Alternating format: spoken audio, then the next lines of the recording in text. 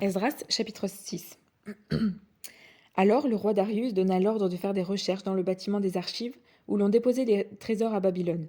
Et l'on trouva à Achmeta, dans la place forte qui se trouve dans la province de Médie, un rouleau sur lequel était consigné le rapport suivant.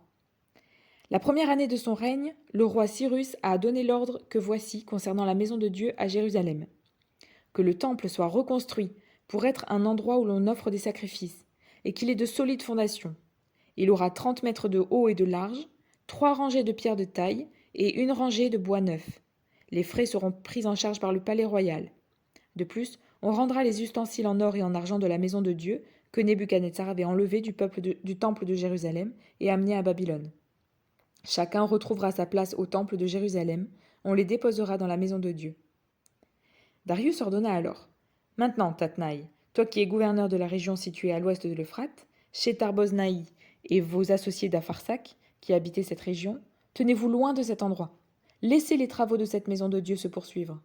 Que le gouverneur des Juifs et les anciens des Juifs la reconstruisent sur son emplacement.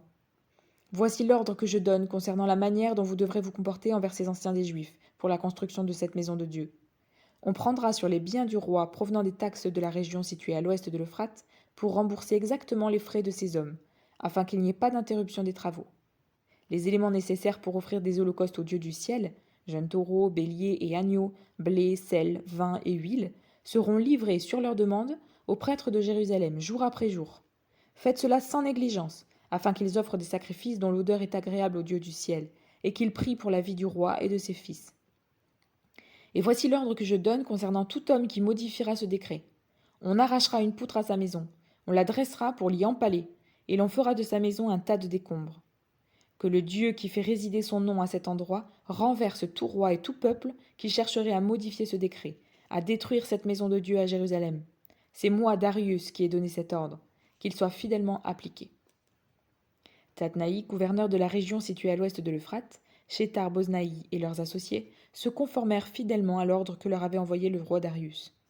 Quant aux anciens des Juifs, ils progressèrent rapidement dans la construction, encouragés par les prophéties du prophète Agé et de Zacharie, fils d'Iddo. Ils finirent de construire le temple, suivant l'ordre du Dieu d'Israël et suivant l'ordre des rois de Perse, Cyrus, Darius et Artaxerxès. Il fut terminé le 3e jour du mois d'Adar, la 6e année de règne du roi Darius. Les Israélites, les prêtres, les Lévites et le reste des Juifs issus de l'exil firent avec joie la dédicace de cette maison de Dieu. Ils offrirent pour sa dédicace 100 taureaux, 200 béliers, 400 agneaux, et comme victime expiatoire pour tout Israël, 12 boucs, d'après le nombre des tribus d'Israël.